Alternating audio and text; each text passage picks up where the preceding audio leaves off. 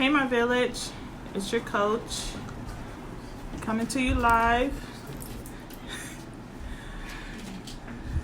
Give me a second while I share this and invite some people. So as you can see in the description, hey Lisa, thanks for joining. Today's topic is a marketing plan. So I'm going to teach you guys how to build a marketing plan and what to consider when trying to make one. For those who are new and don't know who I am Coach Mo. I'm a parenting and business coach. I help entrepreneur parents break the cycle of generational curses, co-parent with success, master time management and work-life balance while building a legacy to be able to provide and raise mentally, physically, emotionally, and spiritually healthy kids. Hopefully you guys can see me. My service is like a little bad, but we're going to talk about building a marketing plan. One thing to consider when you first start marketing for your business is what platforms are you going to market on? I always suggest to only start with 2 platforms. You don't want to have too many that you have to manage and maintain in the beginning. You can expand later once you've mastered 2 different platforms. You can move on and try to start with other platforms. But in the beginning, only choose 2. Like I started with Instagram and Facebook. But on Facebook, I started a Facebook group as well. So I just only had those 2 to manage in the beginning. Now I expanded to Pinterest. I use LinkedIn, Twitter, different platforms like that because it's been almost 2 years. So I'm able to expand and start doing stuff and learning other platforms. Also, figure out what you want to share each day. That's one of the biggest things. A lot of people ask me, like, how do you know what type of post to post? And I know I shared with you guys a few months ago actually, the 14 different post ideas. I put the link in my description just in case you haven't gotten that list of 14 different type of posts you can post each day.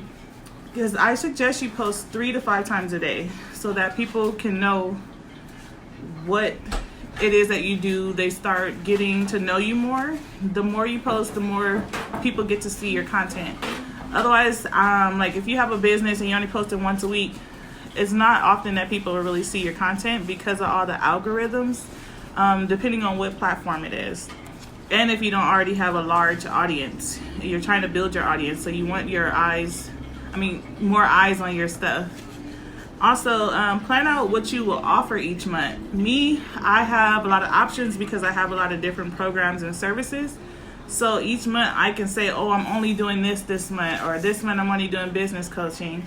But if you only have one service and you only offer, say for instance you're a coach and you only offer one-on-one services right now because you haven't mastered your ideal client to build a specific program on whatever needs they have, then you would market sales calls, you would market what type of coach you are, who you want to work with, things like that. What helps me with that is each month I set a theme. So in the beginning of the year, like I'll have I have a business calendar. I don't even have it on me, but I have a life coach business calendar, and each month I theme a specific theme. Like this month was, it was the basics, business basics. So it was business as usual was the theme this month. Last month was like back to school basics. So each month I'll theme that month, and then that's how I come up with what topics I'm going to talk about that month. Like this month it was dealing with business, so I did marketing, vision, things like that. So one of the other things you need to think of is how would you get your content out? I use a few different apps. So I use Social Bee, which is one of the apps I use to plan out my content. I use Buffer sometimes, and I used to use Hootsuite. Hootsuite is a good platform as well, but I use Social Bee more because Social Bee is Facebook friendly. You guys know Buffer and Hootsuite are no longer able to post your content to Facebook or Facebook groups. So I had to find another platform. Social Bee let you post to Pinterest, it lets you post to Twitter, Instagram, LinkedIn, different platforms all at one time. So you don't have to go to each platform scheduling posts. Saturdays are for scheduling posts for me. Thursdays are content creation days. So sometimes I schedule my post out for a whole month. You guys will see my posts 3-5 times a day, different posts going out. I'm not doing that daily. I plan that out either a week or two ahead, or I plan it a whole month in advance because I know the theme for that month and I know all my content is around that theme. So that helps me and free up time, time management, and I don't have to be as active. All I have to do is engage with you guys on the post or whenever people comment. But those are good things to try. You can Google Social Bee. It's just how it sounds, like social and then BEE. Oh, thanks for popping in. But basically, Social Bee is like $40, but it's lifetime access. So you don't have to worry about paying a monthly subscription or monthly fee. It's just a one-time $40 charge, and you can post on all platforms and have your posts scheduled. Another thing is figure out how you want to reach your audience. Are you going to blog? Are you going to do a YouTube channel? Are you going to do Facebook Live? Or are you going to do in-person events? So me, I have a YouTube channel, but what I do is record my Facebook Lives, and I posted that video on my YouTube channel. So I use it as multi-purpose thing, and I post that on my blog and talk about it on my blog. So that's one video on 3 different platforms. Then I'll give tips on Instagram. But other options, like what I did was create a social media marketing calendar. So I said like, okay, Mondays I'm gonna start with one motivational video or one motivational post about self-care, because self-care Mondays, a good morning post, a post with value, and a post promoting and an introduction just to remind people who I am, who I serve.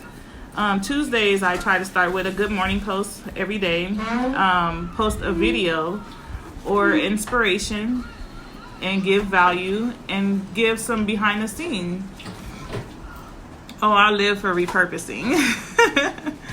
And Wednesdays I start with a good morning post, my new blog alert, because Wednesdays I do my blogs because I record on Tuesdays. So I also will either do a post with value or promote. Thursdays is the good morning again, and I do like a tip for content, value, and maybe promote. On Fridays, a good morning, something about writing, because writing is for Fridays is for writing, to try to finish my book. But give a behind the scene. It could be a picture of me writing, or a notebook, or me typing on my computer, and a question of the day. I usually do question of the day on Fridays because that's like my slower day. I don't really do too much on Friday because I only coach Tuesday, Wednesday, Thursday. Saturdays I do statistics, family day picture, like a picture of me and my son going out, and I also talk about who I serve in a good morning. On Sundays is lazy day, so I'll post about lazy day. I'll share my Facebook group, or I haven't been doing this lately, but share some testimonials. So it could be something so simple that you do and just plan out your 3 to 5 posts per day. If you do good morning every day, that's 1 post. So you just got to come up with 2 or 3 more.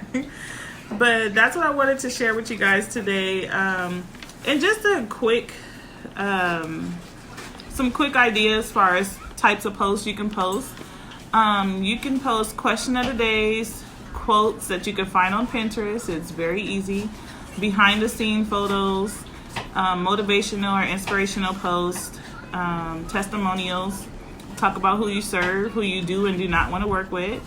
A promotional post, so you can promote a call or whatever program or service you have to offer at that time. An introduction. I always try to introduce myself at least once a week. Some people don't see those introduction posts, so you just introduce yourself. What do you do? Who's your ideal client? And like, what's your niche? If you have a Facebook group, share it at least once a week so more people can join your Facebook group and give them the benefits of joining. Lifestyle photos. A lot of people like lifestyle photos. That's why y'all see me posting about food, you get more likes on food. You playing at the park with your kid than you do your content. So people love lifestyle photos. You can share blog posts. If you are a blogger or a writer, you can share a chapter in your book or just a sentence or a quote from your book.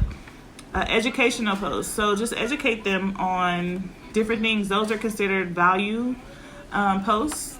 You can share some statistics. If you're a relationship coach, share statistics on relationships and divorce and things like that. You could do a live video. That's part of content. If you have a podcast, you could share some of your audio from your podcast or invite people to check out your podcast. If you have an ebook or freebies, you can offer your freebies and post those as your content for the day. Word of mouth is really big. So people do, most of my clients, like 99% was word of mouth. So people would like, oh, I seen you on so-and-so page. Somebody else shared my content or my video, and that's how I got that client. You can do email marketing. A lot of people don't really know the importance of and the benefit of having an email list. So you would give like a freebie and people would sign up on your email list to get that freebie. You can specifically just only market to your email list. Sometimes I send them my Facebook Live, so whatever video I did that week, I'll send it to the email list for those who missed it so that it can get more eyes on it. I will have a special offer for people on my email list. So if I offer a program or service, I will offer it to them first before I take in any other clients. But there's money in your email list. So it is important to start one because some people are not comfortable with going live and stuff like that. And they only want just the people on their email list to see their content. So you can just specifically just promote just to your email list for those ideal client because they want to get content from you. But that's what I wanted to come live about. The next video is going to be about outsourcing. So I'm going to show you how to do time management by outsourcing something. Some things you don't have to do in your business unless you just absolutely want to and you have control issues and you don't want to let anybody else do it. But we're going to talk about outsourcing. But thank you guys for tuning in, and I hope you enjoy the rest of your day.